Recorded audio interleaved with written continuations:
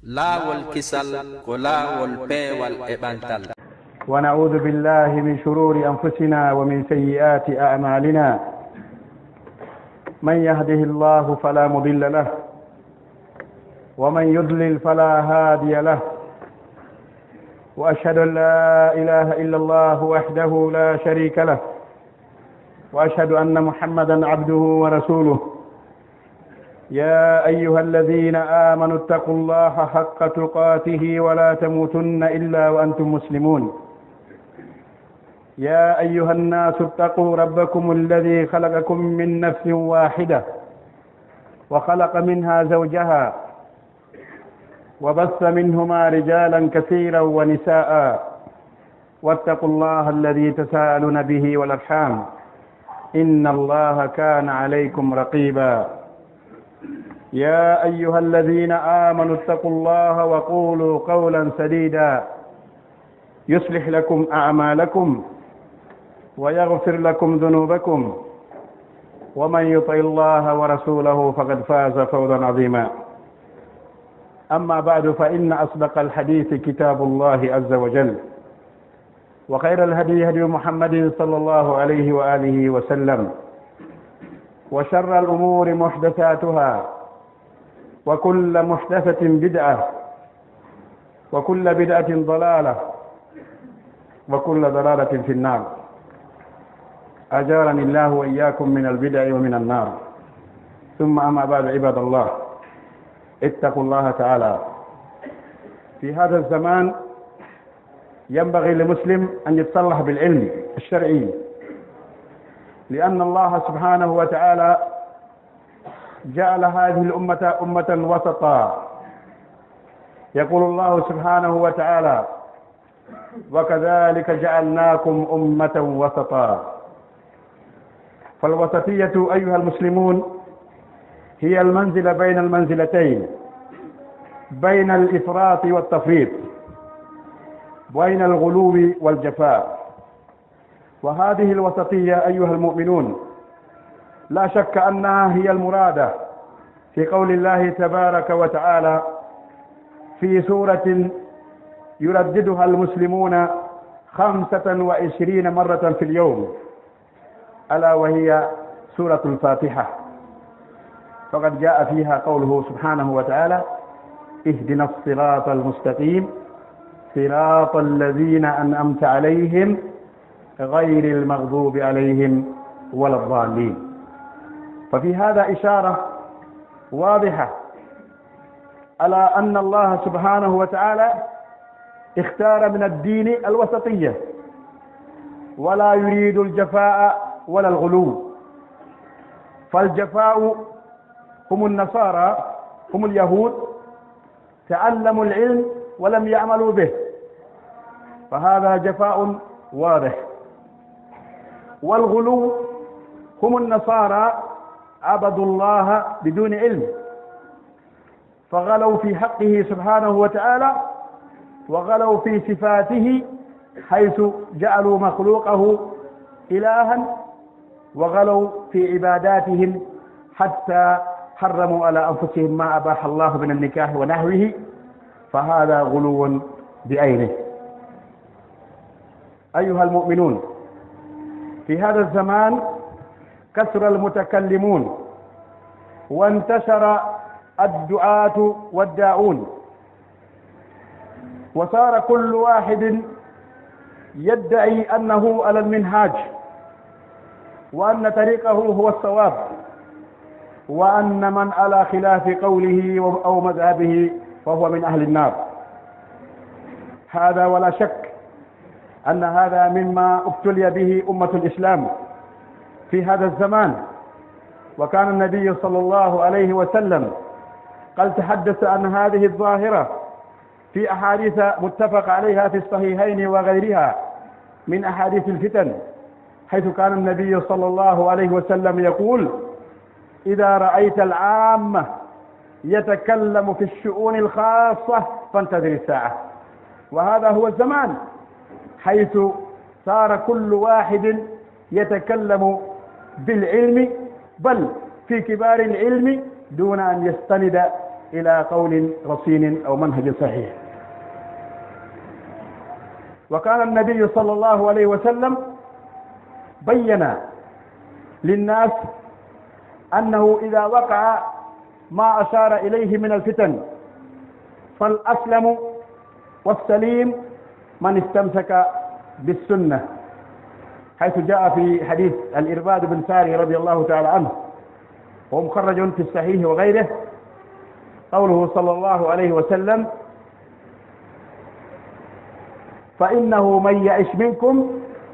فسيرى اختلافا كثيرا فعليكم بسنتي وسنة الخلفاء الراشدين المهديين من بعدي عدوا عليها بالنواجذ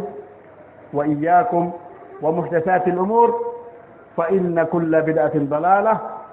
وكل ضلالة في النار. والحديث ورد بطرق متعددة.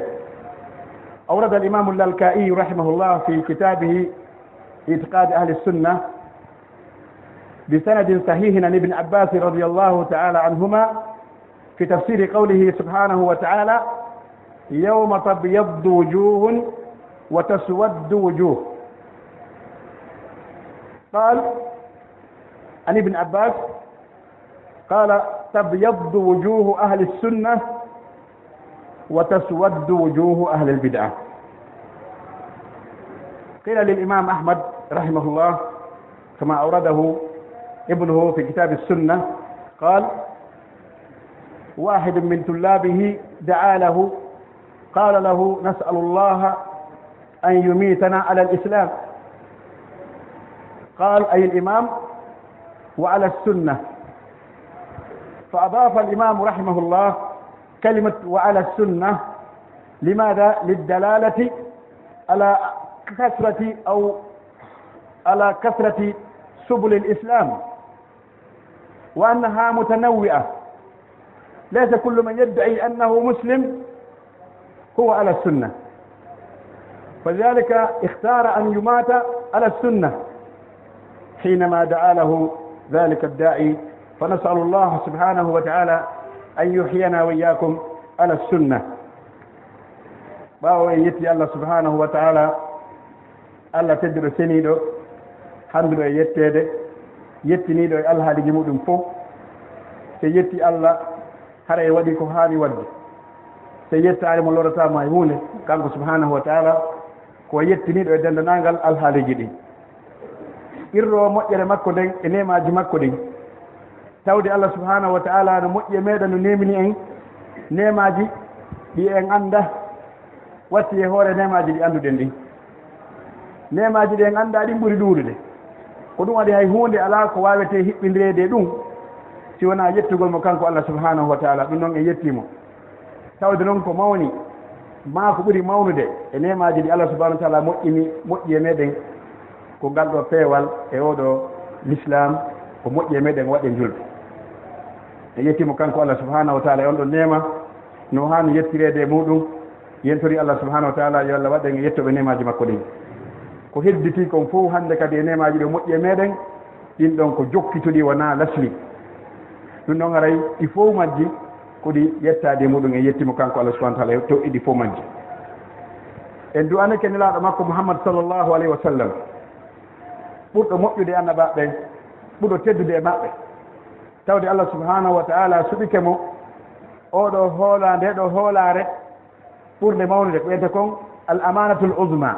hoolare ɓurde mawnude nden fof hidayatul alamin, nelede fii tindin jama on ko hunnum ɓattinta ɓe ka Allah subhanahu wa ta'ala. Allah kadi holli e wondema hiiɓe hoolodiri nelaɗo sallallahu alayhi wa sallam ko holniɗo golle ko yamira kon fof kadi hay hunde o ɓeydali hay hunde ɗuytali. o maayi kay Allah subhanahu wa ta'ala no yarnimo yalli ko wi kon hiɗen andi ka wiyaɗo waraditu lakumul islama dinan, holli wondema konko wondet ton kon hay hunde ala ko ɓeyda tawi hina e makko kanko Allah subhanahu wa ta'ala iwi tawi fof ɗum ɗon fof tampon ko tampa mum on ko ridallah subhanahu wa ta'ala wondet ton. ɗum noon e yetti Allah subhanahu wa ta'ala en duwanike oɗo nelaɗo makko Muhammad sallallahu alayhi wa sallam yo Allah yomo jeddi ko ɓuri moƴƴude ko yimɓe dendanangal annabaɓe feƴƴiɓe ɓen fof. yo Allah ɓeydanmo jamɓe kisiye ka wonɗon kanko e ɓeygude makko nde e sahaba e makko ɓen cukkiɓe hiɗɗiɓe woɗɗitiɓe fof e dendanangal julɓe moƴƴuɓe iwtiba makko no moƴƴiri ha ñande dargal ngal daroye musidɓe julɓe tedduɓe amin si ɗum feƴƴi en wasodiri ɓeydugol hulgol Allah subhanahu wa ta'ala. hulgol Allah ko jooɓo ala ko goɗɗo yahowo ko Allah subhanahu wa ta'ala ko ɗaɓɓata ko yooɓo ɓuri kulol Allah subhanahu wa ta'ala. e wasodiri jokkugol laawol ko ɓenda kon laawol juste milieu alwasatiya hakkundewol e o zamanu mo wonɗen ɗo piiji ɗin fof ukkodiri jillodiri yimɓe ɓen fof kala waɗi hoore muɗum jol laawol. joni noon anne ɗon hiɗa faala daɗal fiya daɗoy ko Allah subhanahu wa ta'ala ko ɓe jokka ngol laawol hakkunde ngol nelaɗo sallah sallama maakiti muɗum mo Allah subhanahu wa ta'ala yamiriti muɗum. aya ka sorto bakara ko Allah subhanahu wa ta'ala wi en o waɗi en ene yimɓe hakkundeɓe yimɓe wasatiye wasat ko ya won ɗon ɗaɓɓita ko honɗum woni laawol wasat surtout fewno ɗo ka tawata hande kala e zamanu ngun ɗo leydi be leydi heɓike toon yimɓe yaaroɓe to ma yaaroɓe to wuggotoɓe ma ñawgoɓe ma yaaroɓe nano ma yaaroɓe ñaama dacca laawol hakkunde wongol ɗon foti noon hiɓe andi foti ɓe anda foti ɓe mari gandal mum foti ɓe mara gandal muɗum yo woodi woɓe mari gandal muɗum siwa ɓen ɗon wiyete adallahumullahu ala ilm e hoore hara ɓe mari gandal si Allah majjiniɓe no woodi woɓɓe goo hara ɓe mara gandal muɗum hara kamɓe ko husnu niyya ɓe jogii e muɗum tanginagol tun ɓeeɗo ɗaynata men ɓeeno men yiɗi ɓe ni ɓeeɗo ɗaynata ɓeeɗo fenata ɓe wodata ko anda ɓe waɗata ko sella o yaha ɗon tayle mo yamira ɗaɓɓitugol o wasat ɗay ko ngol laawol woni laawol daɗol ngal ko ɗum waɗi ten ndaari ko fatiha aya suratol ngol jangete ñande wo ñande jangegol nambe noga e joyi hino nder toon yamirgol ɗen fi wasatiya ɓe yimɓe feƴƴintinɓe fof ma jaccinɓe fof hiɓe janngude fatiha kono ɓe ala taskade taskugol ngol ko honɗum ko konngol laawol wiyetengol assiratul mustaqim konngol woni ngol na angol wiɗangol de na angol wiɗangol siratul mustaqim ɓuri ko ɗon famaji ɓe sikkude kamɓe siratul mustaqim ko laawol ngol ɓe ƴette ngol telenɗa ma ngol ɓe ƴette ngol telen to ma ko defteɓe ɓe jannginen ɗo ma ko o fanni hoɓe janngira ɓen ɓe ko ɗon siratul mustaqim na ɗum siratul mustaqim siratul mustaqim ko laawol wongol hakkunde baynal jafa'i wal ghulu ko laawol wongol hakkunde raɓɓintinagol ngol e fantinagol ngol ko ɗon siratul mustaqim ko hongol no woni ngol Allah subhanahu wa ta'ala joopi fimangol sifaji ɗin o haali ihdina siratal mustaqim o wi sirata alladina anamta alayhim andi ɓen noon ko yimɓe ɗaɓɓal ɓen gayril mahdubi alayhim nanon ngol laawol yimɓe tikkanaɓe gila nde may annasara gila e alyahuda ɓe ɗo yimɓe tikkanaɓe ɓe wi mahdubi alayhim ko alyahuda si hon ɗum ɓe jangi ɓe andi gongam ɓe sali hutorde wayi so wi andi sali mathalu alladina humilu tawrata thumma lam yahmiluha kamathali lhimar yahmilu asfara kamɓe ɓe gollitirali ko ɓe jangi ko annabi moussa ko addannoɓe ko fof ɓe walin ɗum ɗon ɓe ɗaɓɓi goɗɗum go ɓe watti ɗon ɓe jokki goɗɗum go ko ɓe ɗaɓɓi kamɓe ɓe acci ko wiya kon ɗon joni noon sa acciti ko woni lasli kon sa golliri goɗɗum ka saria haray no wayi ko a wiyeteɗo ko a saliɗo puisque fof ko gollaɗon ala na valable kala noon ƴettuɗo jikku mo on ɓen ɗon jogii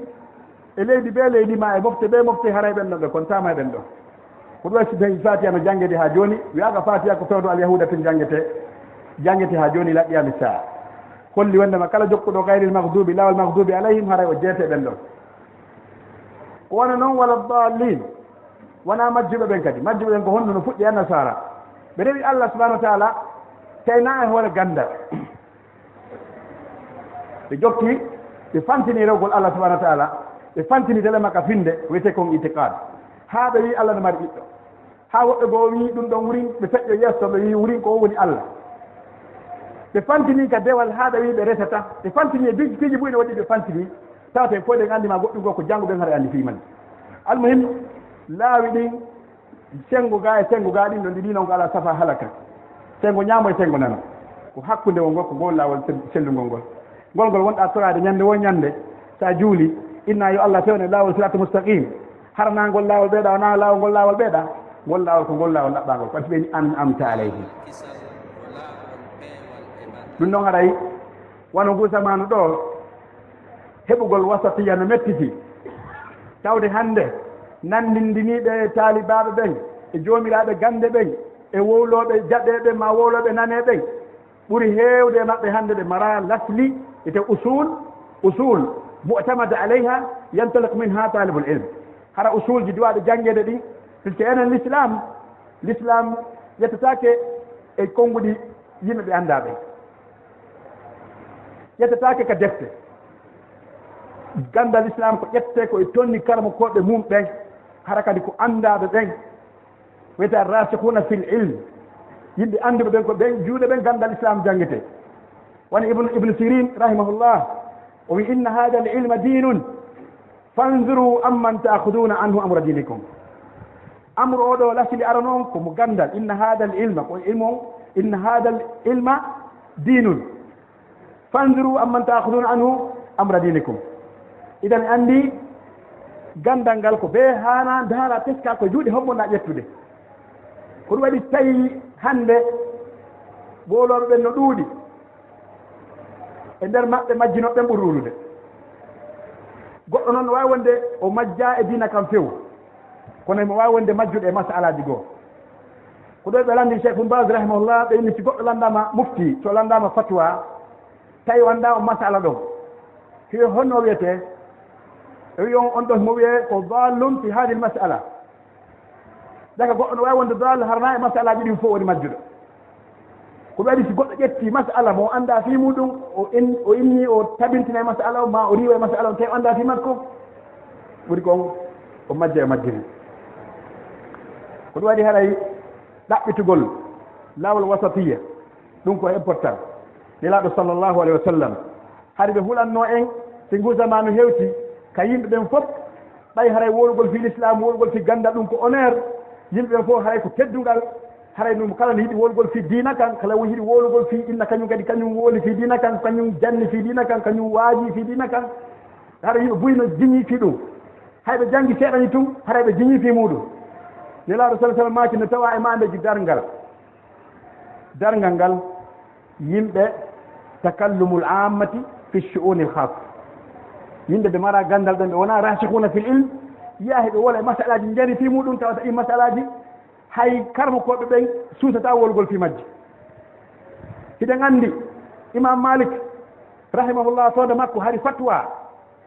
hari o wi tumande yimɓe capanɗe jeeɗɗo yimɓe madina seedanimo o hewti pilaki jaabago lande so jaabi ɗum kadi wona kanko landi ɓe yaha ɓe lando kaari ɓe no yaho landoɗa kaarijo on ɗo woni goho masala yani ɓe lando e goɗɗo ɓe lando kaarijo on woni ɗiɗi masala yani ɓe lando kaari on wi ko kaari lando kaarijo ɓen wi ɓe lando kaarijo ɓe lima tawi ɗoni capanɗe jeeɗiɗo ɓen ɗon fof ɓe madinayankoɓe ɓe fotti wondema alman maliki wawi jabago lando en ɗon buye meɗen haɗa woɓɓe gono faala wiide wuri landela min haɗa mo faala wiide landela masalaji ɗi sahaba en go jaɓatano jabagol so daari joni ka deftere no ila mokka en deftere ibnu qayyim rahimahullah o yeey to fatwaji buyta dina so daari deftere musannafaji ɗi abdourazak maɗum so daari ibne abi cheyba o yeey fatwaji tabina no heewi to fatwaji sahabaɓe no heewi to kono so ɗaɓɓiti khulafa rachidun fatwaji maɓɓe ɗi nder ton on tawa ɗi fanɗi kala koɓe buye tabi inen so daari on tawi ɗi fanɗi o yi toon toon ɗuuɗi ko fatwa oumar ma abdoul mas'oud ma ko nandi maɓɓe a shahid waɗugol jabagol fatwa hara ɗum tawaka yawgol jabagol fatwa tawaka e mandeji peewal waɗi ɓe addi ibnu qayyim adde ko deftere o wi ajra'ukum ala al fatwa ajra'ukum ala an nar suusuɗa moɗon jabagol lande ɓurɗo suusude wo moɗon jabagol lande ko ɓuri suusude moɗon natagol yite jahannam tan tawa mandeji dargal jabagol lande yimɓe ɓe janggaɓen jaabo lande masalaji ɗi kalmo koɓe ɓe towɗo ɓen jaboto fi muɗum no waɗi ka men ɗo lagine ɗo hande ma e leyɗe julɓe buyi hande tampereji gon tampude ko wonkiji goɗɗum gono iwde tata ko saabu fatwa goɗɗo mo mara gandal buyi fatwa makko ni wadde hayɗen maaya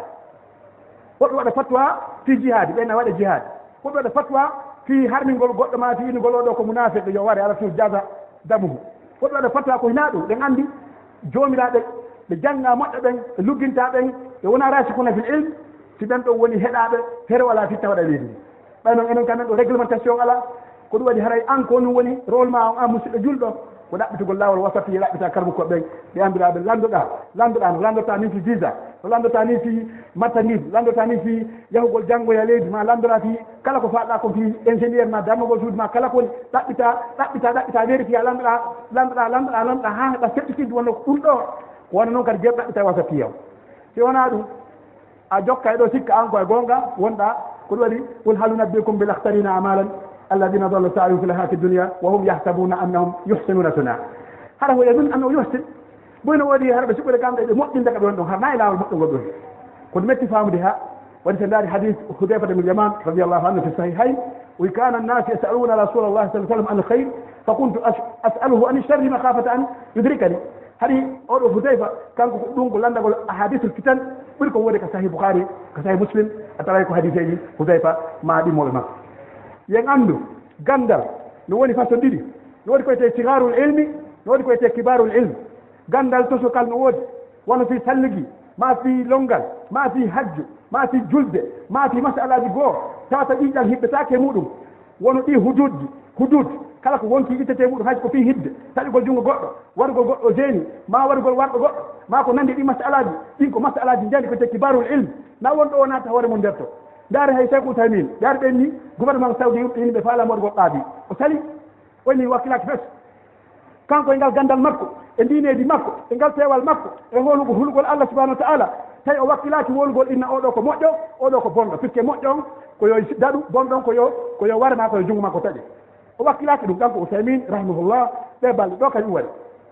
ɓe gandi kanama koɓe buyi ka tabi'ina en ma ka atba'i tabi'in ɓe jaɓano wonugol mufti ɓe nama mi waɗima hoore mufti e leydi o jaɓali mi waɗa deftere ma nden nde ɗo janggueteɗe leydi o jaɓali mi waɗama qaabi o jaɓali so daari ko defte siraji sahaba ɓen e tabi'inayi e karama koye muɗum o yiya toon yimɓe bos dongal e wakkande karama koɓe ɓe jaɓano ɓattagol laamu ngu ɓe jaɓali ɓattagol ko wiyete kongu few ɓe jaɓano kadi jabagol fi hono wiyetala fi ka ƴiiɗa hibbete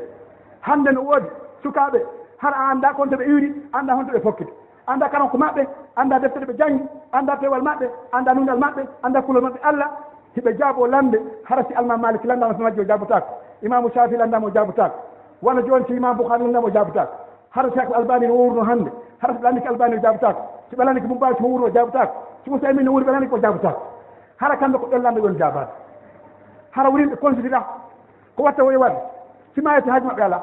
si dega waɗa haji maɓɓe ala si fitta waɗa haji maɓɓe ala si yimɓe julɓen seede wona pecce pecce haji maɓɓe ala si l'islam bone haji maɓɓe ala kamɓe daawi ko ɗum gonɗo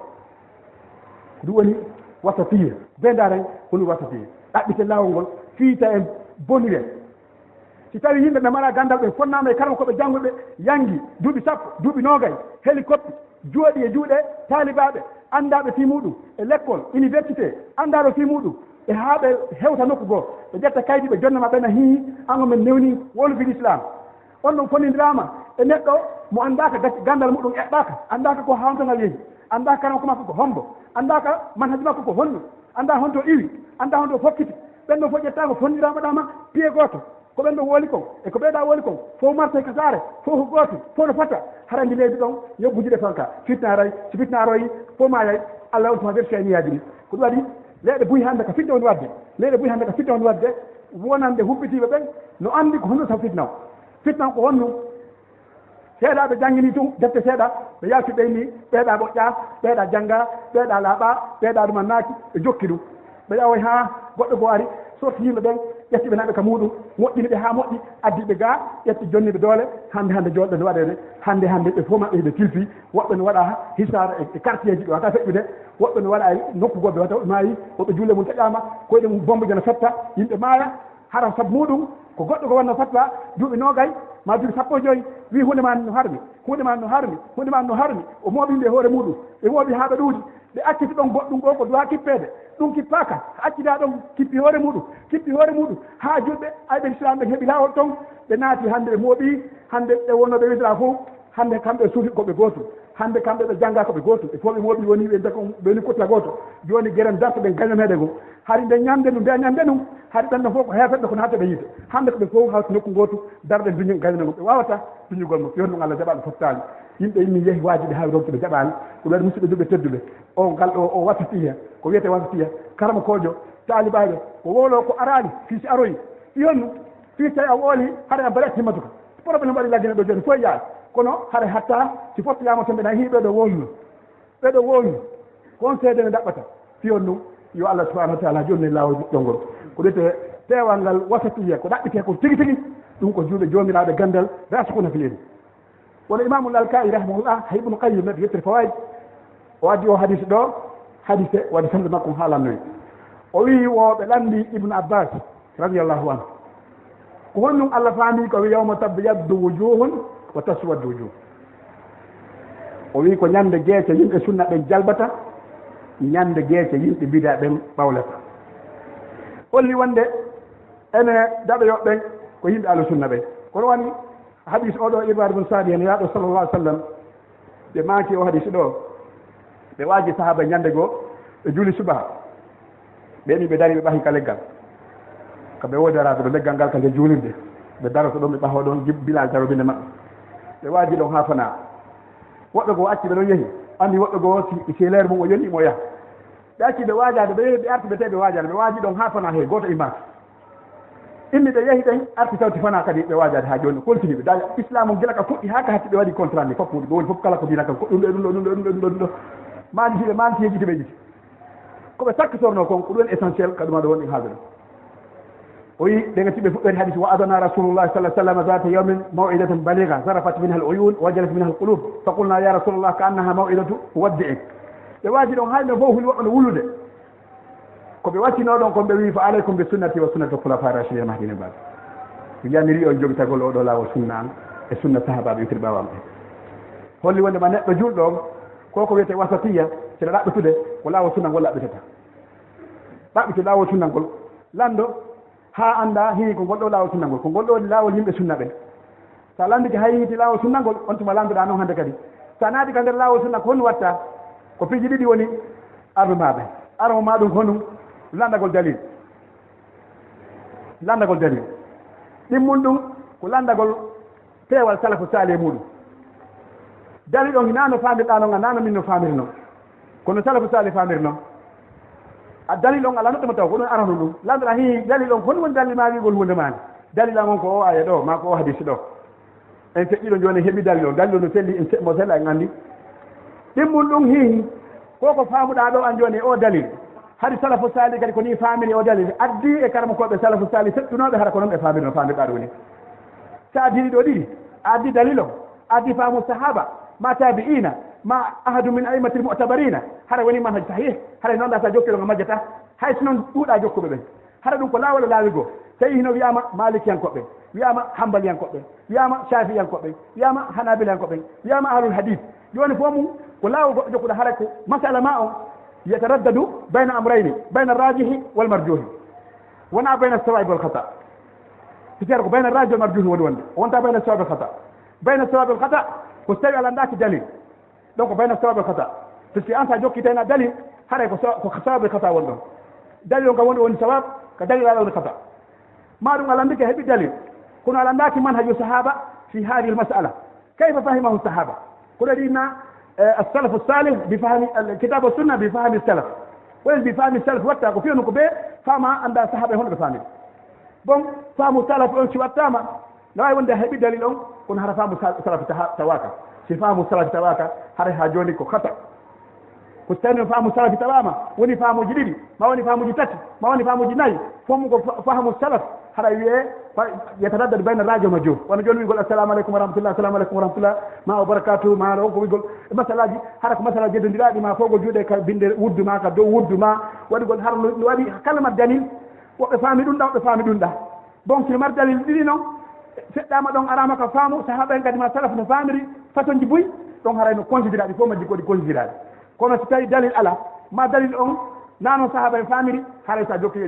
lawol majjere ɗum noon hay so tawi dalil no feeñi honɗum nde puisque be iwtire ɓaaw sahabay iwtire ɓaaw salafu salih ɓe famde noon aqulu qawli hada wa astaghfirullah li wa lakum fastaghfiruhu innahu huwa alghafuru rahim.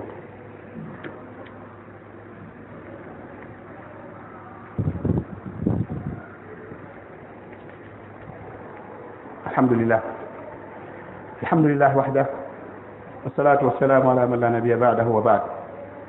أيها المؤمنون، يقول شيخ الإسلام ابن تيمية رحمه الله: السنة يتناول الاعتقاد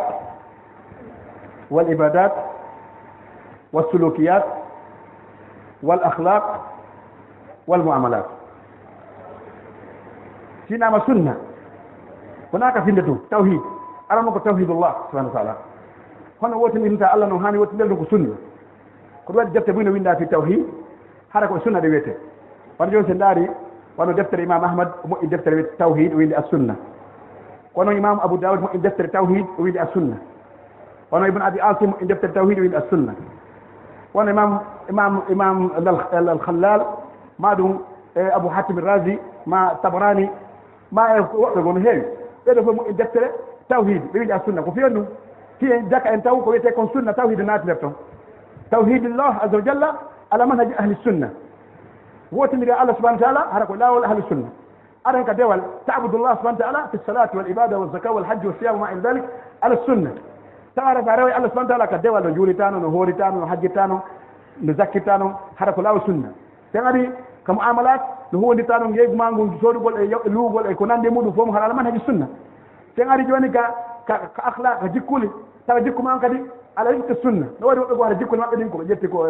ko portole ma ko be jetti ko jawrobe to ma yarobe to ma comportement adopté har na direct ko jettato mélanger har ko comportement ma on har jettaka ka defte Allah ma jettaka sunna sallallahu ma jettaka e manhaji salaf salih dum har anti ambi dewal mangal ko gonga finde ma tawhid nen ko gonga ko wondira mangal ko halal wal haram ko gonga kono non piji buy kono har ka akhlaq ka sulukiyat har dum non jetti nokko go ha joni a hebali akhlaq ala manhaji sunna labudda takun akhlaquka muwafiqa lis sunna wa ala hadi sahaba ko ɗo waɗi hara gera goɗɗon kadi laawol hara koye hoore laawol sunna wonɗa enen fof musidɓe julɓe tedduɓe fiyo o ko wiyete ko wasatiya yo ɗum tabiti e hoore meɗen hiɗe ma responsabilité puisque so hini joni wasatiya o wi ko laawol sunna ko ɗum woni wasatiya kono hono ɗum tabitirta e leydi ndi responsabilité ji no senda karma koɓe ɓen no waɗɗiɓe ɓangingol laawol wasatiya ɓe qadre mustata ɓe ɓangina ko honnu laawol wasatiya ko honnu ko ɗum Allah faala ko honnu nelaaɗo sallallahu faala no waɗɗi ɓe ɓangingol e dendanangal moyen ji ɗi ɓe jogiiɗi fide wona ka mimbaruji walla ka durusuji walla ka télévision walla ka radio walla ka net walla nokkeli fof kala ka ɓe heeɓi moyen si ɓangingol laawol wasatiyangol ko honto ɓe rewata fi jama o faamu e haalaji ɗi fof ɓe geral ɓe ɓangina ko wona noon jomiraɓe jawle ɓen kamɓe kadi no waɗɗi ɓe fi wasatiya yo tabitu kamɓe kadi no waɗɗi ɓe darnugol won l'école ji won université ji ma ɗon centre de formation ji ono institut hara ko mutakhassis andi enen ɗo laggine ɗo e mara université islamique ala e mara institut islamique hara ko mutakhassis janno dina kan tigi tigi ala memini ɗo o ko wallam yaha memini ɗo o ko wallam yaha ala ka waɗi hay hunde kadum hiɗe wayi noon kadi puisque woni joni kala woolay leydi hay Arabie Saoudite en andi enen fof goɗɗo ko janggi Arabie Saoudite o wata ittugol micro o woola e juulide o mana kayit tafsir hay hombude na wonɗo o kadi imprimata deftere nder leydi tawi batte junngo woɓɓe goo tawaka nder ton deftere nde muuletaka ko fii hono naati añalngol yimɓe ɓen ko fii réglementugol piji ɗin harana ko woni o yimɓe ɓen fof jonnata woɓɓe goo wata vérification bon enen ɗo kala wolɗo kala jannguɗo hadisaji ɗiɗi o woni waajetoɗo o woni jabotoɗo lamde o woni wolo e radio o woni wolo o netti walla waɗa Facebook nokkeli fof hara woni patron jo kankadi walla abou ibrahima abou yahya abou ishaq abou hara joni hannde kadi inde ɗen fof joni mo kala ɗinde naati muɗum no woola ko woni wo kañum kadi réglementaki ko ɗum waɗi sa ƴetti gandal ma ngal ka net a wona net tous haɗa wonta gandal ƴettaki internet gandal islam manhaji islam ƴettaki internet ƴettaki Facebook eɗen anndi ɗum ko moƴƴinira ɗum fi piiji goo gérugol fi espionnage fi gérugol piiji goo hannde kadi joni woni mondial no gollirede piiji harna ɗum noon tun kono ha joni ko moƴƴinirano ko fi muɗum no gollire fi muɗum kono no gollirede joni e piiji goo ɓa woni gandal technologie woni universel kono hara na woɓɓe toon fottuɓe toon ɓe fof na goɗɗo goo woli woni o kanko mo yii o ella ala sammodigol debbo janno gorko janno wo commentaire o woni ha gani ko Facebook o ni commentaire yimɓe woɓɓe gari commentaire woɓɓe goy na vraiment sa ko gonga we nandi vraiment ka dolan tawtuma goɗay non non ɗum ɗon gara e moƴƴa joni ko sifa ɗin piiji ko goɗɗo wola ha gana wola ko hulɓini o na commentaire yo yimɓe en commente mo kala wonɗo commente ɗe o andama wolo ɗum o andama ko espionjo ko portojo ko kefere ko julɗo mari gandal maɗa gandal ko faala majjinde yimɓe fof o anda o na commentaire ley ɗo yimɓe gara kañum kadi mo kala wola ko mum ko joni noon goɗɗo jooɗo mi yi goɗɗum ka Facebook yitani ko mi yi goɗɗum ka Facebook goɗɗo no wi hulemani enen ɓe wawi jokkude ko feƴƴata e Facebook karama ko men ɓen accemɓe ɗon gandal islam kadi accengal ɗon jokke ɗon ko ɗori karama ko jolaɗo ɗen onon ɓe julaɓe ɓe Allah yaññani hayso ko yo waɗ association hayso ko yo moɓodir guere nde ɗo maayo onon ɓe yiɗɓe islam damitiɓe ɗum ɗo e nder sar men ɗo guere darno l'école hay kena université darne l'école ko fanɗi o hayso ko yimɓe noga e jowa ka jangga formé ɓe jomiraɓe gandal wonɓe fewno ɗo ɓeɗo kamɓe kadi ɓe yaha ɓe janna ɓen ɗon hay goto yiɓetake mi wawi ƴettande garanti karama koɓe wonɓe ɗo ɓen fewno ɗo buye maɓɓe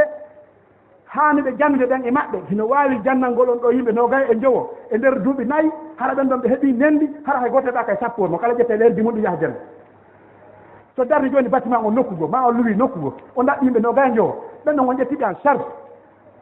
ɓen ɗon haysi ko zakkaji moɗon ittuɗon ƴettuɗon ɓen ɗon en charge yoɓa noon ɓe ɓen sukaɓe ɗon nogay e jowo ɓe yoɓane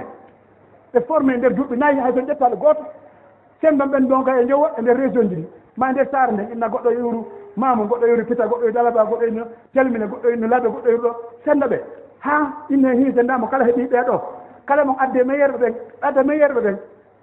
ɓe naade nogay jowo lewru ɓe jonne salaire maɓɓe on ɓe mala goɗɗum go koɓe jang koɓe gollatina janggol no salaire maɓɓe kun ɗo e nder on nogay jowo nder duuɓi nayyi wallahi si ɓen ɗon si duuɓi nayyi siɓe gayni siko juldeɓe jonnaɓe yahay siko lekkoɓe jonnaɓe wahay siko université hono garabiyoɓe jonnaɓe wona ko kelɗi hara ɓen ɗon ɓe heeɓi formation garantie ɓe jonnete kadi kayɗi koɓe yeewi adna allah on hara ɓe reconnaissant kono o fawda ko ruwante ɗo goɗɗo sumtata ɗo yaaha e leydi go wona toon duuɓi ɗiɗi woɓɓe yaha tum arta haɓi ha ɓe hewti haali ɓe fokkiti artugol hiɗen andi imam o mo deftere imam malik duuɓi nogas mo janggode juuɗe imam malik madina duuɓi nogas woɓɓe yaha ɗo duuɓi ɗiɗi pet duuɓi ɗaɗi pet hitande wotere pet kaɓe yeehi ɗon kadi har hay arabe wata wolde arabe laaɓuɗo ɓe wata arabe haala laaɓuɗo ɓe anda ɓe janggal deftere ɓe anda fanuji ɗi ɓe jangga maqasudu sharia ɓe anda tigi hay futtere manna ɓe jangga tum seeɗa ɓe ara ɗo kamɓe kadi ɗon tijaabo to ɓe lande e moɓugol groupe e faljingol yimɓe e sellinalngol yimɓe ɓeɗo no selli ɓeɗo sella ɓeɗo no falji ɓeɗo falja ɓeɗo no moƴƴi ɓeɗo ko bonɓe hara ɓen ɗon ɓe mara hay gandal ko wiyete kon tigi tigi tasil shar'i ɓe mara ɗum puisque so janggal juuɓe karam koɓe muassilin a wata ɓe ngal gandal kala moɗon sikkuɗo goɗɗon wawi yawde tun janggana hoore muɗum ma focca yimɓe ni tun haɓat hasar janggade o ara ɗo hoccoɗo walla si gonga fuɗi wonde ko finat jokkuɗo ko ɗum waɗi haray ko minata onon ɓe Allah yaññani ɓen enen fof Allah no waɗi responsabilité hoore moɗon a hoore amen misal baɗɗen e hoore mon onon jomiraɓe jawle ɓen onon kadi ƴette responsabilité mon o dongal ngal no jamɗi wona goto mon tu wawata ko jokkuɗon kon luuɗi mbeɗen andi hiɗe walliti piji buy on jarama yo Allah jaɓan o kono gueɗe kadi daaro so wawa heɓugol formation yimɓe seeɗaɓe ene fof te maayi haɗa ɓen ɗon no wawi rontade remplace ɓe ni ni ɗo guila o e bula yattulagin hay goto yahani janggo leydi arabe fayɗo tigui tigui ko wiyete ko sina wonɓe sofital ɗo yahana hoore mum tele nduɗa hay ka woɗɗa bon sa jangguiɗo a janggale juuɗe karama koɓe sawdi ɓen tigui janggoɓe man haji salafi andi tigui tigui gonga o a janggale juuɗe ɓe a janggale juuɗe ma jangguɗe juuɗe maɓɓe ko yahata jangga ka konkoji enen tigui ɗe gande kanko basiyaka ko jangguete konkoji ɗi goɗɗo jangui ɗum ala important ko jangguete kon ka konkoji na université andaɗo wona juuɗe karam kojo andaɗo ɗum no ala baraba ɗum mi kondirta goɗɗo ko janggoɗo tawi janggale juuɗe université andaɗo o janggale juuɗe karam kojo andaɗo na ha jonno sino faala noon heɓa radio faala heɓa télévision no faala heɓa wola hunde kondirta neɗɗo haajaka e goɗɗo o jangi tawi ona gandal janggal o mara karam kojo jogui ɗo garantie a janggal université jangga islamia a janggal université islamique andaɗo fi muɗum hano feeñi fof no andi ma e juuɗe karam kojo talibajo andaɗo haɗo karam kojo ɗo no anda heewi ko lawol man sahi o jogui yewko tum jangga ka konko e rideau ji ka waɗa jangga ɗon hocco ena konen toon ene woni yimɓe gimɓe ahlu janna ɓeyto ko yimɓe ahlu naare ɗum ɗo tum homo konjita ɗum min haajano asa ɗum tawi noon ko ɓe sikku ɗum gonga ɓe jokku ñande noon allah iɗon andi leydi si fitta waɗi fof ma yagol kono yawma kama laaɓoye ɓe yimɓe wonɓe wadde ka siraji ɓe ala ka kene ko ɓuuri kon ko fitta ɓe min enen fof noon fanken ɗon accen noon fitnande ñande min woni fof e nangoto ko ɗum waɗi haɗa onon jomiraɓe jawle ɓe namin ta wujuban an waagol wajib walakin tarhib puisque ɗo anndi mo kala hano fayi hoore muɗum piji buy goɗɗum go woni ko Allah nabde ɓay hara keddonga kotiɗe kono ɓen tori ɓay innama joni o wasa siyasi tabitay ko be gandal ngal tabita ngal wawata tan fi ngal goto joni ami ko en woli non to wada gande ko be janne suka e waɗa neɓe koyte ko at-ta'sil shar e anda ko woni usul diine an tigi tigi ɗum wata heɓade sina toni karam koɓe bon oɗon kadi jomiraɓe gande ɓe daare siko hiitudu siko waɗu reni o kala ko woni min tori kala subhanahu wa ta'ala yo Allah wawnon tongal ngal kono noon jomiraɓe jaahuɓen kadi lamɓe ɓen kamɓe kadi hayso ɓe watta e woole kamɓe kadi responsabilité ne maɓɓe fi o tabiti puisque ko hombo woni bénéficiaire si tawi wasatiya tabiti e leydi ko laamu ngu victime arano si leydi si wasatiya boni leydi ko laamu ngu daare wona leyde ko wasatiya on boni ɗon ɓen ƴetti pinka warti wasatiya ala ɗon ɓe ƴetti pinka ɗo wakkiti hay ka leyɗe aramuɓe no nokkel goye leyɗe goo wasatiya ala bon ɓe ƴetti pinka ɗo wakkiti ɓen ɗon ko hombo woni victime arano e leydi ndi ko gonga yimɓe ma hay kono ko laamu ngu picce dépense ji ko en dépense ji hannde fi darta ko ɓen wakkile pinkaje ɓen kamɓe ɓe fiɗi wonde mo maayi ko maayi nato aljanna bon ɗon ay vidéo ji tricage fenade ɓe nawa ɗo ko maayi mo wooti hara ko fenay harana gonga minen mbiɗen andi kono haray ko hollugol sukaɓe goo janfoɓe ɓe nawa ɗo maayi mo wooti tawi on haare wona fi aljanna wuri hara mo sigi aljanna makko on ɗo kono hara ko tricage wona gonga almu hen ko woni victime arano si tawi wasatiya boni e leydi laamu ngu no tawa puisque si tawi ɓe ɓeyda militaire ɓe ɓen ɓe ɓeyda armée ɗen ɓe ɓeyda service renseignement ɓe ɓeyda dépense ji ɗin fi hono fi gérugol ɓe yimɓe waɗa ɓe ɗin attaque ɓe yimɓe waɗa ɓe ɗin probléme andi joni noon ko kamɓe ɗo noon yoɓe yahoɓe finance ɗum ɗon si ɓe wattani no yihli ɓe jeeri kamɓe kadi hara ɗum ɗo ɗumunoɓe moƴƴande puisque hara ɗon dépense ji no ɗoyti leydi no ɓutti goto ala hulde hay hunde joni noon si ɓe acci ha settoyi wasatiya on boni woni hulu woni saabe woni fawda hande kadi non seulement ɓe finance ay buuɗi non seulement hara yimɓe boni wonkiji bonay non seulement kadi haray kulol no woodi yimɓe mo kala huuli ka woni ɗon hara no huuli taw hara no visa ma ko nandi muɗum ɗum noon kamɓe kadi no waɗi ɓe responsabilité immagol e ndaara enen fof joni ɓen kadi waɗi en wiyete ko gérugol ndaara si wasatiya no tabitira e leydi ndi fiyon ɗum kala meɗen si tawi goɗɗo ari addi goɗɗum karamakoɓe leydi ɓe leydi Allah no arti karamakoɓe ɓe Allah subahana taala ardini e gon ndi leydi ɗon ko tata hiɓe hoola hay seyna ndi leydi ɗo hara ɓe hoola nokku goo hara ɓen ɗo no wawi yeru konko ɓe hoolaɗo no wawi dandude yimɓe umumu nas